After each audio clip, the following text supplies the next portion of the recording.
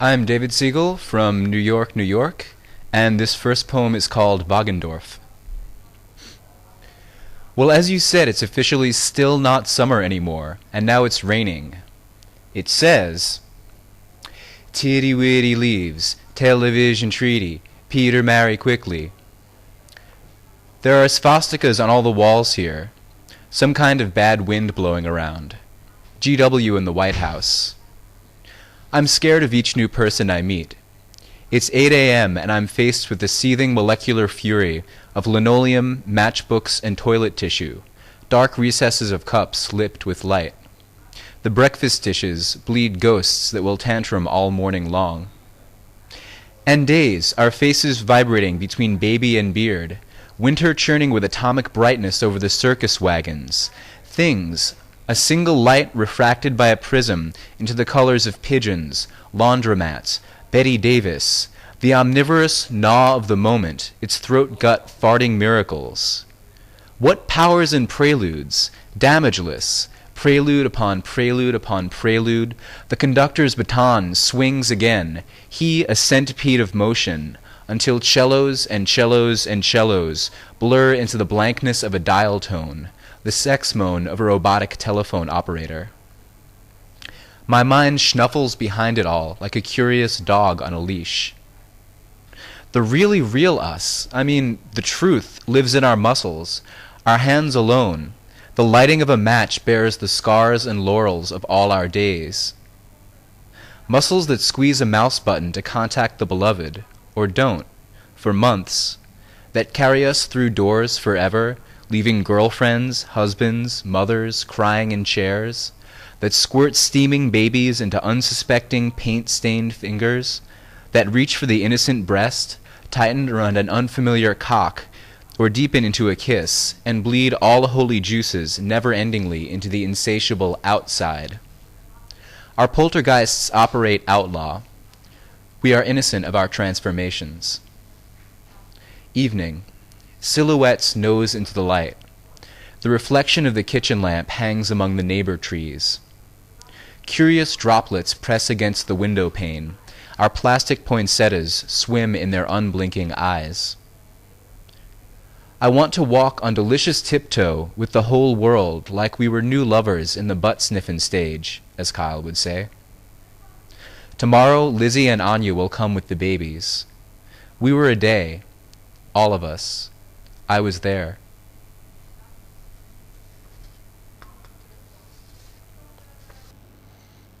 Goeiedag, u luisterde naar wat gedichten van David Siegel en hij komt uit New York en het is duidelijk, hij praat in het Engels. Hij is dichter en songwriter en we gaan eens met hem praten over zijn motivatie.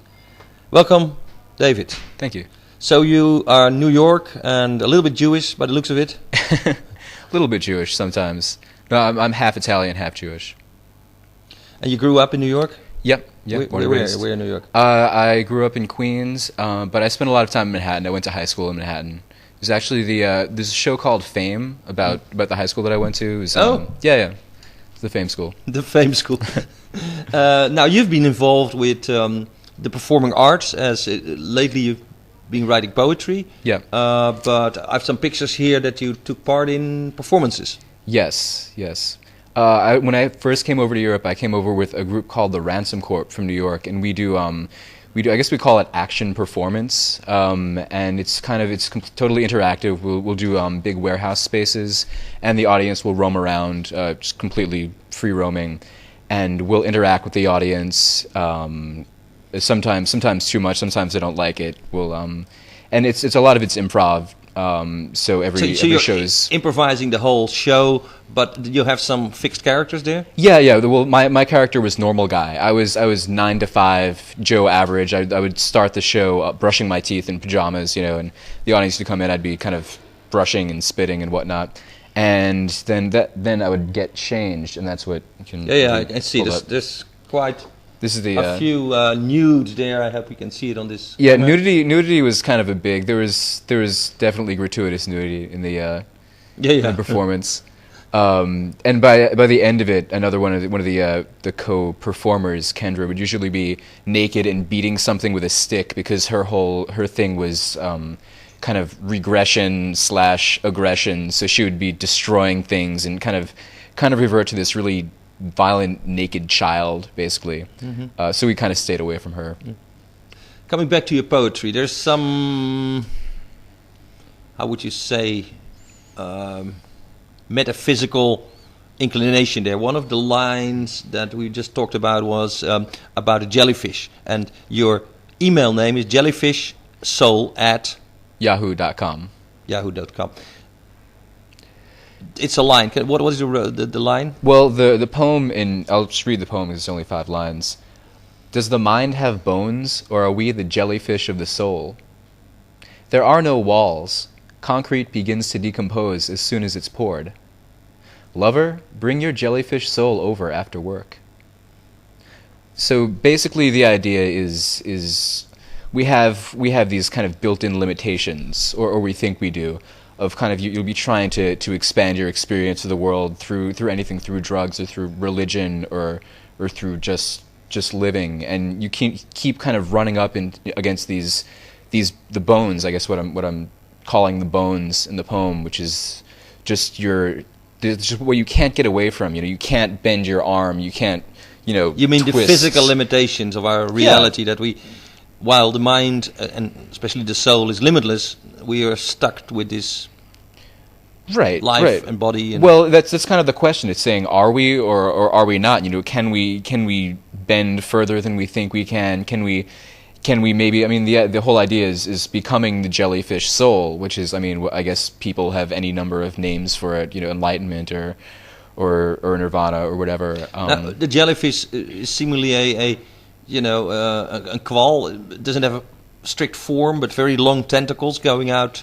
Well, it's soft. It's kind of delicate, but incredibly powerful. I mean, you can like Man of War will just kill you with one. I mean, the idea is not to become like ninja death machine with your mind, but the idea it's kind of that combination of delicacy and power that I think we all have, and we're all kind of trying to get in touch with. Yeah, this program is partly about magic and how people appreciate it. Now let's talk about magic. When I hear your poems, there is some magical tone to it. You seem to perceive magic in everyday life. Yeah. Well, I think that's my definition of magic is just what you find in everyday life. I don't think it's something separate from what we experience every day. I mean, we just kind of filter out a lot of it. And I think people talk about witchcraft. I think witchcraft is basically just kind of being in tune with energy, with basically what's right in front of you. So is magic what is one way of thinking about magic could be to lift the barriers between us and what is out there? Yeah, exactly. Just become one with. Yeah, just direct contact with life. With life. Now the mystic would say, but in that direct contact, I perceive the Lord, God, the universe, nature, as a part of me. Is that then magic too, or is then the magical and the mystical come together in that divine experience? Well, basically, what I think. I mean, I don't have any problem with calling it any of those things, with calling it God or calling it nature, or I mean, I think it's kind of all the same thing. I believe pretty strongly in the whole Buddhist idea of non-duality, of everything just kind of being one. And you mean there's no separation between me and what is out there? Yeah. And there is no separation between the seen and the unseen. Yes, it's like two sides of the same coin. But still, in our Western world, we believe that what cannot be seen or touched or counted or translated in dollars doesn't matter. Well, that's the problem. That's why we're destroying ourselves. That's why we're destroying the earth. Now you come from New York. New York is known as a very fast and vibrant city where that material feeling. You hop from the airport, you get in the cab, and the cab driver tells you how many dollars and this and that, and it goes fast. Yeah. It's a material capital of the world in a sense. Maybe Las Vegas is even worse, but yeah. Yeah. Well, in New York, I mean, New York is an incredibly intense place. I mean, it's definitely it's definitely a center of materialism, but it's also a center of energy. I mean, there's just a tremendous amount of energy in New York. I mean, it's what makes it great. Well, what do you think it comes from? Is that the location, or is it just the amount of people? From the amount of people and the kind of people, the diversity of people that are in one place and kind of just jammed into this big pressure cooker, just creates this huge, it's like an energy bomb. You take, I mean, just people from all over the world, all races, all religions, just kind of stuck together. And I mean, but is there another reason for that? I mean, if I go to Long Island, it's far more relaxed while you're still in New York. When you go to Queens, maybe the Bronx is a little bit tighter, but Manhattan as an island, surrounded by the water, and with all this traffic streams going around it, it must be like even electrically an interesting and an interesting spot. Yeah, it's the power of the place for me feels magic. But again, is that something that you think we human people have put in there? Yeah. I mean, I think it definitely comes from the people and from, I mean, there are people who believe in all different kinds of spirituality and all different kinds of ways of living, basically. That's, I think, I mean, energy, I think, if you want to talk about it that way, just kind of comes from your way of living. Like, you want to live a monogamous life, or you want to sleep with 1 million people. It just creates different patterns of energy, and having all these different people next to each other, it's like creating this matrix of the collisions that come from that. So it's a power spot in the human sense. When I go to other cities like Benares, I feel that the power was there even without the people. Because of the river of Benares is Varanasi in India, where all the people take a bath, and then you have different power spots. Bringing that back to inspiration for your poetry, where does your inspiration come from? From the people energy, from the nature energy? All of them, really all of them. I think that's one of the things that's happened to me just since I've been traveling, is just kind of a much greater awareness of just what you'd call the isness, just what's like the kind of divineness in what we were talking about before, divineness in everyday things, like just watching, I was on a ferry and I was kind of sitting there watching the waves and just becoming conscious of the waves as living things, just their motion. And this was in Amsterdam, and you had smoked a few. No, actually, I was dead sober. Actually, I've actually been sober for a lot of this trip, and I don't know if that's why I've been. No. But many people in Amsterdam who have smoked a harsh cigarette or taken some pills or whatever are familiar with these transcendental or psychedelic emotions that we perceive intricacy and patterns and direction in seemingly uninteresting things like waves or patterns on your hand. I mean, this is the way when you really stoned, you look at your hand and say, "Man, that's interesting." How did a new connection. Well, it's interesting because actually I really couldn't handle smoking pot before I came here. I mean, I smoked it in high school and it just kind of freaked me out. And since I could just a couple of months of traveling around, the kind of clarity that I got from that enabled me to actually deal with being stoned, which I could never do before. Now there's two ways. There's being stoned as in being nice, I take a joint, or being stoned as being high and seeing visual hallucinations, people might call it, but seeing the world in a totally different view. Which of the two are you referring to?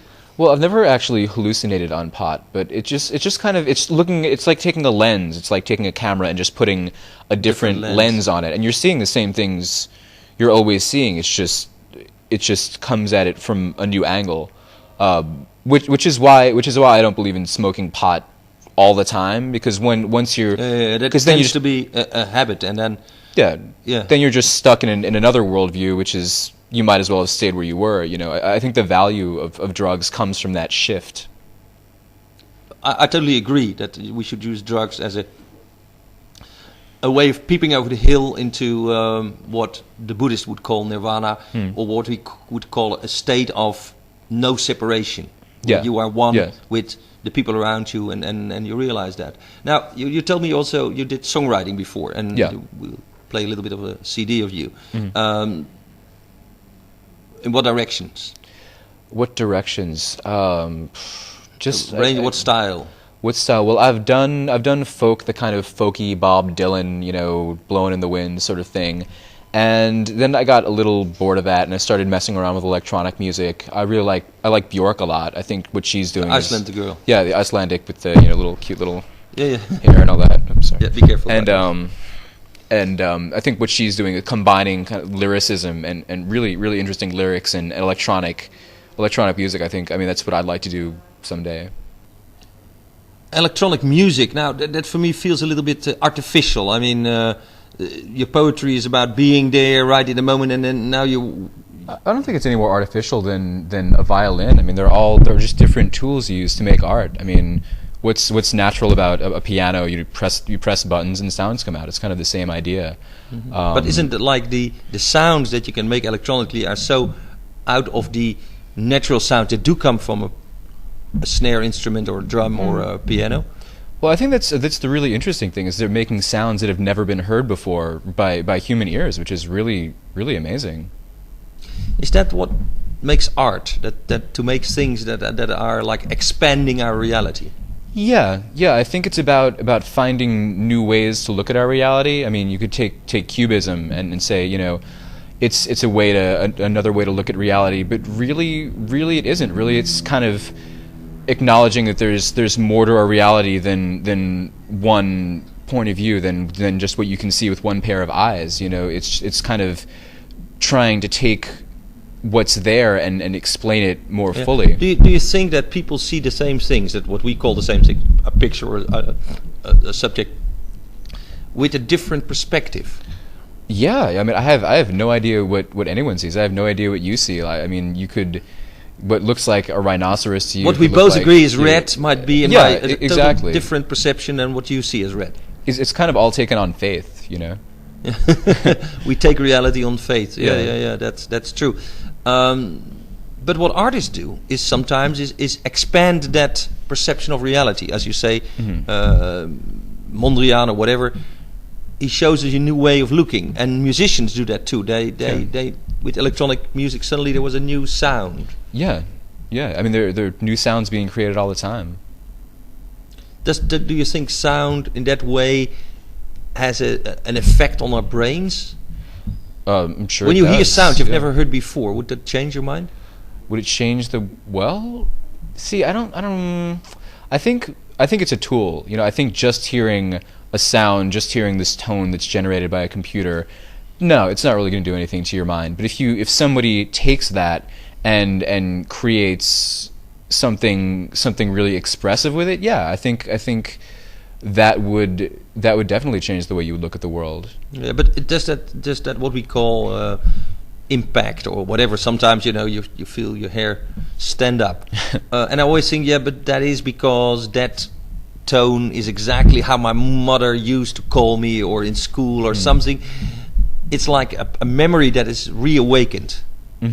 Or do you think there's real new music and new text and new...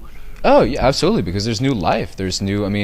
Life keeps on happening. I mean, the one constant that you see, you look at history, is anytime you look, people will say, oh, everything's been done. When Beethoven came out, when Beethoven wrote his masterpieces, people were saying, okay, that's the end of music, there's nothing left to be done now.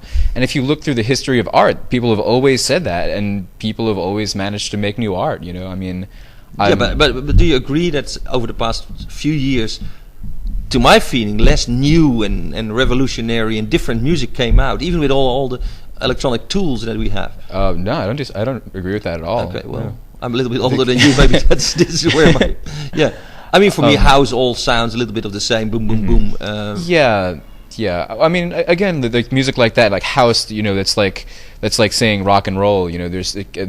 House music covers a whole landscape of different sounds and different music. I think hip hop. I mean, they're really interesting things being done, even just in a formal way with the English language by rappers now.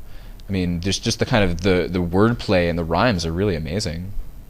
Yeah, but 100 years ago, people would have said this is crazy, and now we appreciate it. Is there a learning process there that we first you hear these guys from whatever New York, and they did it a little bit faster, or wherever they came from, and now it's like every second black kid tries to be a hip hop rapper. I think it comes out all the time, but really the time lag is just kind of for white people to become aware of it, you know, for the media. I mean, hip hop's been around for 20 years, you know, but it's in the last maybe 5-10 years, the, you know, white people and the media have kind of picked up on it.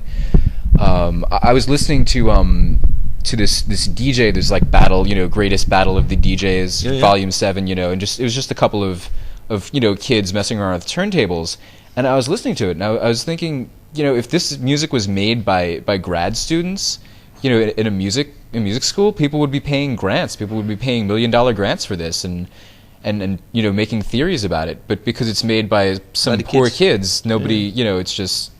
You know. But isn't that where all revolutionary art, but also invention, come from? Somewhere in the green grass, something grows and comes up. Yeah, it comes from all over the place. But I mean, Black America is a very fertile place for creativity. I mean, and in places, I don't know exactly what the explanation is. I think because there's. Does it have to do with suppression of people, like the Jewish people, at the worst time of their history, they came also with the greatest books and the greatest inspiration? I think it does. I think when you're pushed to the fringe of society, I mean, you don't have a choice. Your perception is changed. You're out of the box, you know.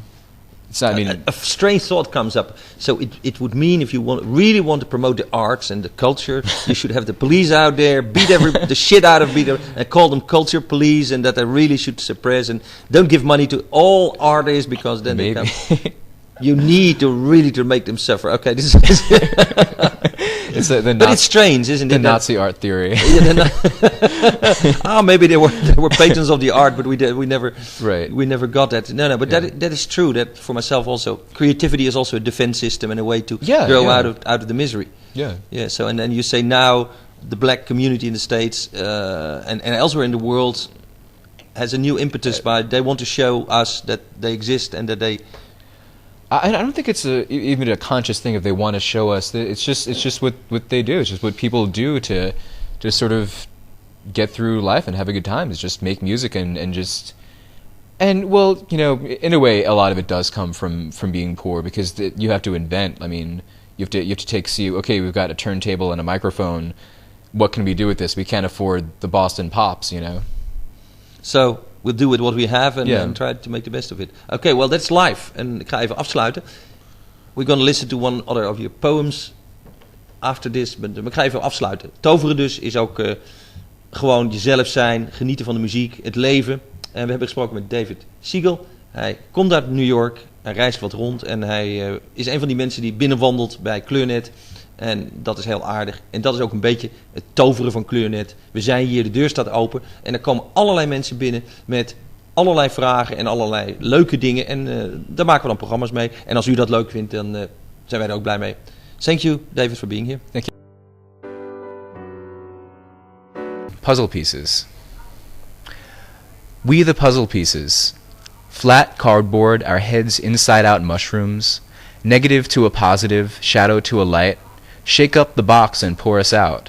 Shake us over far-flung couches and living rooms, passed out in front of the TV in Frisco, combining and locking in bedrooms, bars, parties, making a mosaic, a big tree with leaves, a house, a heart, a heart-on, time-stained surfaces gritty with bottle rings and fingerprints. We disengage silently, birds scattering from a tree in late afternoon. And we the puzzle pieces fall behind the couch, under army blankets, into toasters, flip and face the world not with glossy but indecipherable colors and lines on our bellies, but with our dull cardboard asses pointed at heaven, gray flecked with brown. Laying on the play floor on our bellies, soft mushroom arms and amoeba faces pointed nowhere, our edges unnavigable. Trace them. They lead back to where you started. The only way out lies in the indecipherable colors and lines on our bellies, until line meets line, color meets color, to form a tree, a house, a heart, a heart-on.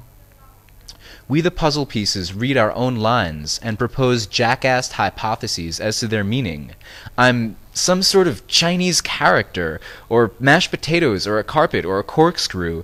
We the puzzle pieces sit contemplating our own indecipherable bellies until meaningless line connects with meaningless line, and we turn out not to be half-assed renditions of Chinese characters or Art Deco furniture, but rather parts of a rather respectable rendering of a tree, or a house, or a heart, or a heart-on.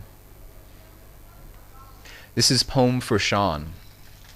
Hey, space donkey, the right there-ness of your silver hee-haw is the prajna blade that cuts through illusion, but you will never know this, as my mother will never know that she is beautiful. I am in a playground in Budapest with a sandbox. Cycle. Beeping bird, head down, ka-clunk, enter. Stage left, motorcycle. Wither skull old man, sunken ka-clunk cheeks beneath bulbous head rock. Motorcycle. He stops to piss, ka-clunk. Right here! Motorcycle. Unseen zipper, old man penis, ka-clunk, weeping to the bushes, an Italian fountain. Motorcycle. Year green yellow bush, ka-clunk, in relief against it, he relieving himself. Motorcycle. Thin legs, stalks from ground, ka-clunk, upward motion, he zips. Motorcycle. Shoulders ka-clunk, go back and up, rippling trench gray coat. Motor. And ka-clunk, he exits, stage right. And after and outside him, and in him and of him and me, is space and space and space and space and space and space and space and space and space and space and space and space and space and space and the fugitive dark sea of time and space and space and space and space and space and space and space and space and space and space and then you. There you are, space donkey, zipping around New York like the wily electron, you with your fingers and perhaps feathery brown cheeks. Straw-haired Sean of Nazareth, the time we have struggled so far and hard against has left its spiraled mark on your temple, and we have completed our dance with the sun approximately 25 times, allowing for leap years, since the first dawning cold breath stirred its currents against your baby butt cheeks in Plattsburgh or someplace. Unbeknownst to all that said butt cheeks would propel you uncountable miles through the atmosphere, over tracks, traverse basketball courts and snowboard mountains, resulting in broken wrists, etc. Later someone says to me, "Did you write about the time? Did you write it down? What was he like in those days, your friend?" I will fail in my answer, but he will know as I know now, by the weight of my arm on this bench, my eyes and ears and skin on the skin of this moment. This is the best I can do, a meditation, a moment for Sean. This bench for Sean, white-flecked fingernails for Sean, bicycle, shoes, hello, beep, rasping breath of motor for Sean. Surprising chorus of birds, incessant truck beat, owl footsteps, unblown yellow sand, old man, faster young man, leaves, slatted pigeon in the places where the slats of the bench are not for Sean. I hereby declare this, the official Sean Clute unit of space-time in a playground in Budapest with a sandbox. Shaken branches twirling in a bath of smiling mud, willow to down, a circle, falling movement, stumbling and laughing with crackerjack knees thrown roomwards, cracked bean shoes slipping down banana stone paths of glory, your futured face in the U-Bahn, silence in teeth like libraries, sun rhymes in the Pueblo, picture shadows, floating beanball-eyed in houses of women and ghosts who cling and uncling. Do as you said and save New Mexico for your starfall years. Stars swell bursting over black satin desert skies.